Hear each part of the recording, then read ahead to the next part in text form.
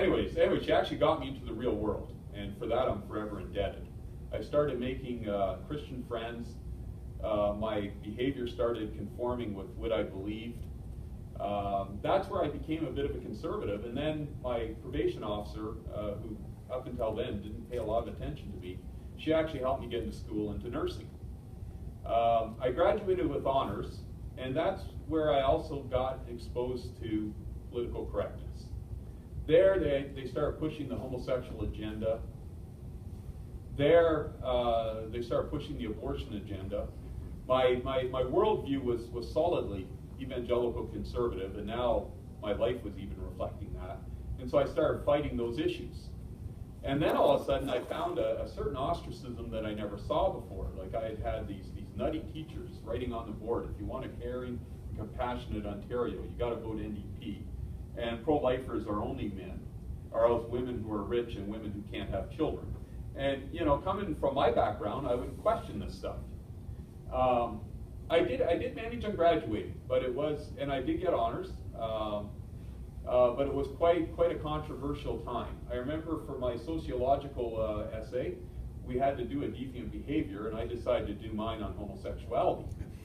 And you know, I knew it was a hot topic. Most of the people were pragmatists in my class, or they were brainwashed, one of the two, and they'd do battered women, they'd do racism, they would do the safe stuff.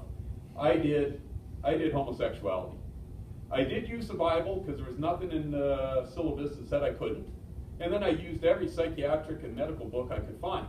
And I did a really good essay. I had a guy with a master's of English proofread it, and I asked him his mark. He said he'd give me an 86. This teacher read parts of my essay to the class, and the class was a lynch mob. And it was almost like the class was going to vote on my essay, and everyone said he had to fail to say such a mark, to say such words. And then I looked at the teacher, and with 30 kids howling in the back, I says, "You fail me, I'm appealing this," because I knew that I met all her requirements.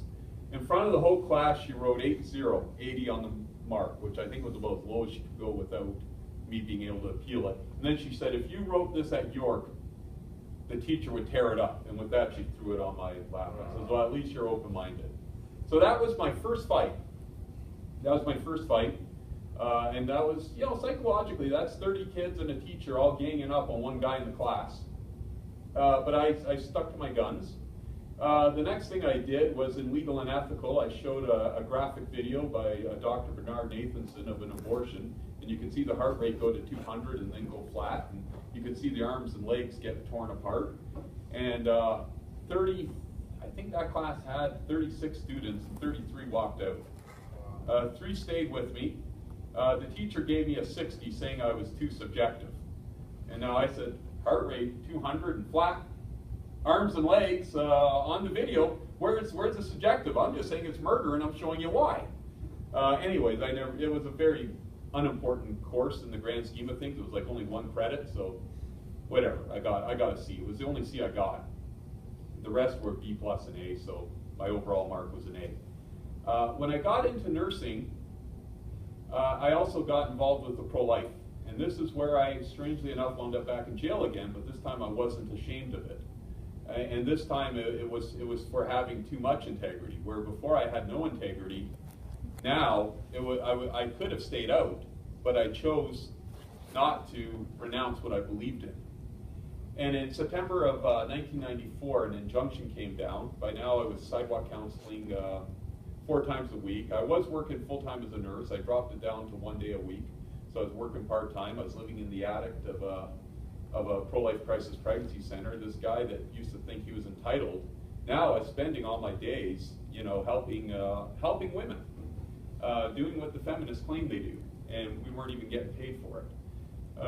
You know, many of the women were immigrant women. You know, I don't necessarily share all of your views on immigration. I certainly believe criminal immigrants should be thrown out of Canada as fast as possible.